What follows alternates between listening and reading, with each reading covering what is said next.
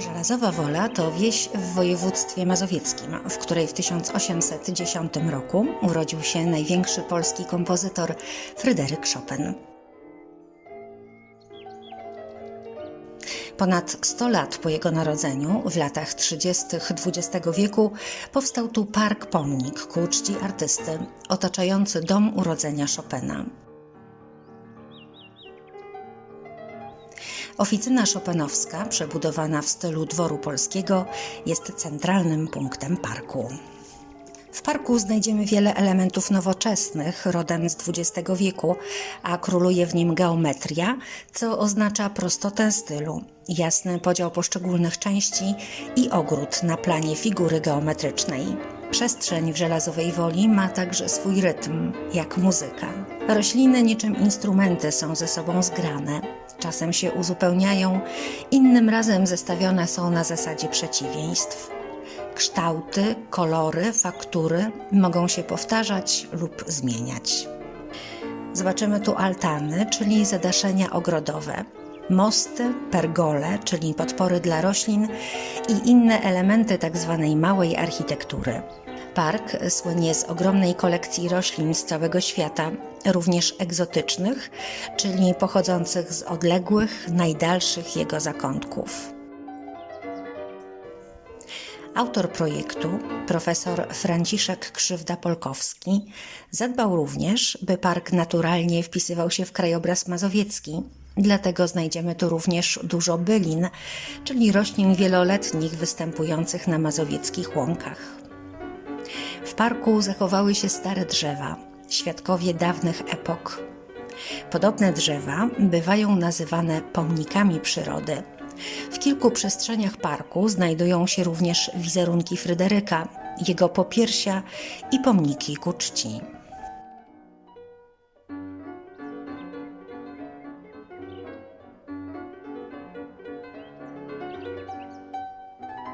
Przed domem urodzenia Chopina znajdują się pochodzące z drugiej połowy XIX wieku kasztanowce, które niegdyś stanowiły typowe otoczenie dworów.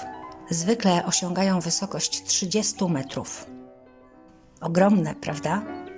Sadzono je wszędzie, wokół domów i kościołów, by chroniły budynki.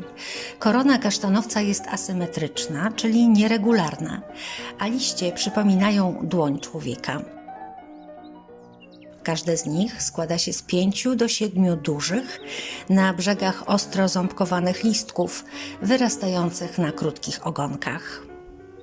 Kasztanowiec charakteryzuje się dużymi, brązowymi, błyszczącymi i lepkimi pąkami, które pojawiają się już zimą. Jego kwiaty są białe, z żółtymi plamkami i stopniowo przebarwiają się na czerwono. Dawniej wierzono, że owoce kasztanowca mogą wyciągać choroby przez przyjmowanie złej energii. Kasztany stawiano przy łóżku chorego, a niekiedy wkładano pod pościel.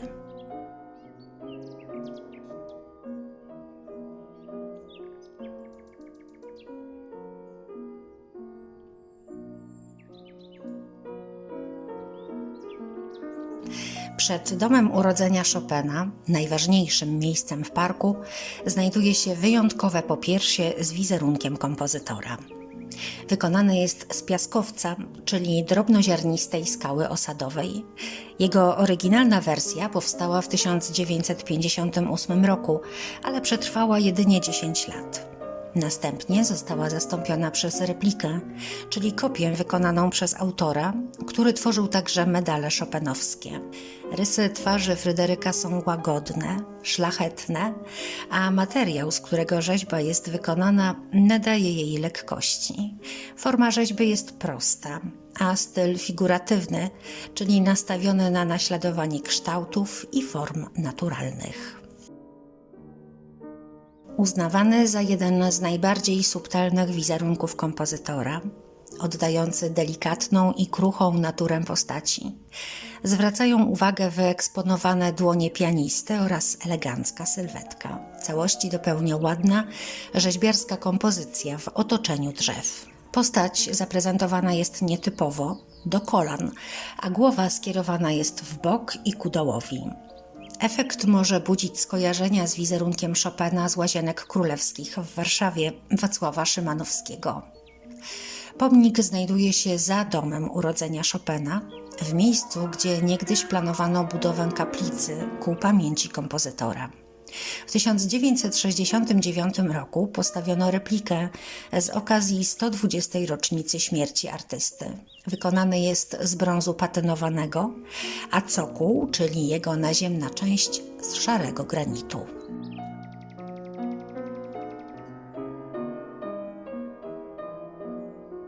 Obok domu urodzenia Chopina znajduje się dąb szypułkowy. Sadzane często po obu stronach bram wejściowych drzewa podkreślają wagę budynku. W Żelazowej Woli zaś znajdują się obok oraz za domem urodzenia Chopina. Ogrodnicy często sadzą je jako wyraziste, stojące pojedynczo samotne drzewa, czyli solitery, albo tworzą z nich aleję. Dąb to rozłożyste drzewo o sezonowych liściach i gładkich pędach. Mają krótkie ogonki, ciemnozielone na górnej stronie, szarozielone na spodniej. Owoc dębu to owalny orzech, żołądź osadzony w miseczce, wiszący na szypułce. Drewno dębu szypułkowego ma liczne zastosowania, służy m.in. do produkcji podłóg. Ze względu na trwałość i dobrze zaznaczone słoje przyrostów rocznych, drewno tego gatunku służy do datowania znalezisk archeologicznych, a nawet drewnianych konstrukcji zabytkowych budynków i starych obrazów. Żyjący do 1000 lat wraz ze swoim potężnym wyglądem sprawiał, że od czasów pradawnych był uznawany za drzewo święte. Dawniej wierzono, że dąb jest siedzibą najwyższych greckich bóstw. Uznawany był też za wyrocznie. U Germanów dęby poświęcano bogowi burz, gdyż pioruny rzadko czyniły im krzywdę. W Europie Środkowej i Północnej z liści dębu zaplatano wieńce. Motyw żołędzi od średniowiecza występował w herbach królewskich i rycerskich. Dęby stały się symbolem siły, sławy, szlachetności oraz zwycięstwa. Wierzba nad stawem pochodzi z drugiej połowy XIX wieku, zatem nie pamięta czasów Chopinów w Żelazowej Woli. Ale z pewnością drzewo to dobrze kojarzył kompozytor, o czym świadczy choćby fragment z listu do przyjaciela Juliana Fontany. A ty łysiejesz zapewne i zostaniesz jeszcze nad moim kamieniem, jak te wierzby nasze. Pamiętasz, co to goły łeb pokazują? Dzisiaj wierzby kojarzone są z krajobrazem mazowieckim i z Chopinem. Pędy wierzby łatwo się odłamują, stąd nazwa tego gatunku. Kwiaty jej nie mają płatków i zebrane są w kotki. Jej drzewo, a przede wszystkim cenne dla wikliniarstwa gałęzie, pełniły funkcję symboliczno-użytkową. Z gałęzi wyrabiano różdżki, koszyki, korony, a nawet instrumenty dęte i strunowe. Z wierzby powstawały pudła rezonansowe harf i bębnów obręczowych. Stradivarius, słynny twórca instrumentów strunowych, wykonywał skrzypce z drewna świerku, klonu i wierzby. Występująca często na brzegach rzek i łąk, była kojarzona z siłą oczyszczającą i życiodajną. W folklorze, czyli kulturze ludowej, wierzono, że aby spełniło się życzenie, należy zapętlić witkę wierzby. Istnieje przekonanie, że szum wierzb inspirował kompozytorów ludowych ballad, a także Chopina i czeskiego kompozytora Dworzaka. Obelisk to najstarszy pomnik ku czci Chopina postawiony na ziemiach polskich, pochodzący z okresu, kiedy Polska znajdowała się pod zaborami, czyli nie była krajem niepodległym. Warto zwrócić uwagę na prosty i oszczędny styl pomnika, tylko na taki wyrazili zgodę ówcześnie rządzący. W 1891 roku Milij Bałakirjew, rosyjski kompozytor, pianista i wielbiciel twórczości Chopina, odwiedził Żelazową Wolę i bardzo nie podobało mu się to, co zobaczył. Oficyna, w której urodził się Chopin, była w bardzo złym stanie. Rosjaninowi udało się nagłośnić ten temat. Komitet Warszawskiego Towarzystwa Muzycznego, zaangażowany w sprawę, nie mógł sobie pozwolić na zakup oficyny, gdyż ówczesny jej właściciel, Aleksander Pawłowski, zażądał zbyt wysokiej kwoty. Poproszono go oraz gubernatora warszawskiego o potwierdzenie zgody na budowę pomnika, który byłby hołdem ku czci Chopina. Surowy i skromny monument pierwotnie znajdował się przed domem urodzenia Chopina. Twórca projektu parku, profesor Polkowski, polecił jednak przenieść obelisk, by nie przysłaniał i nie odwracał uwagi od oficyny chopinowskiej. Głównym projektantem był architekt Bronisław Żochowski. Medalion portretowy Chopina został wykonany przez Jana Wojdygę według popularnego wizerunku z 1837 roku autorstwa francuskiego medaliera Bowiego. Napis F. Chopin, 22 lutego 1810. To jedna z możliwych dat urodzin kompozytora, odnosząca się do zapisów w księdze parafialnej kościoła w Brochowie, gdzie Fryderyk został ochrzczony.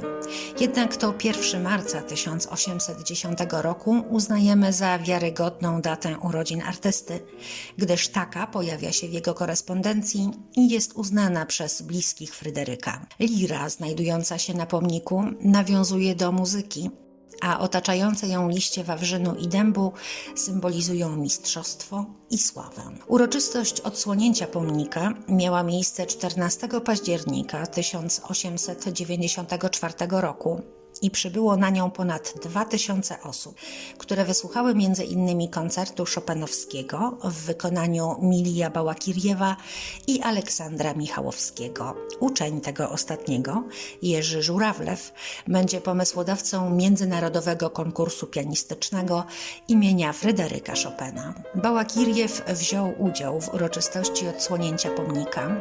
Wzruszony napisał później: poczytuję sobie za obowiązek wyrazić komitetowi gorącą wdzięczność za otrzymane przeze mnie zaszczytne zaproszenie na mające odbyć się w jesieni odsłonięcie pomnika wielkiego kompozytora i pianisty Fryderyka Chopina. Zaproszenie, którego wykorzystanie będę uważał sobie za szczególny zaszczyt. Będąc wielbicielem tego genialnego kompozytora, z którego może być dumną Polska, a wraz z nią cały świat słowiański, odczuwam zachwyt na myśl, że ostatecznie pamięć jego będzie unieśmiertelniona w jego ojczystych stronach.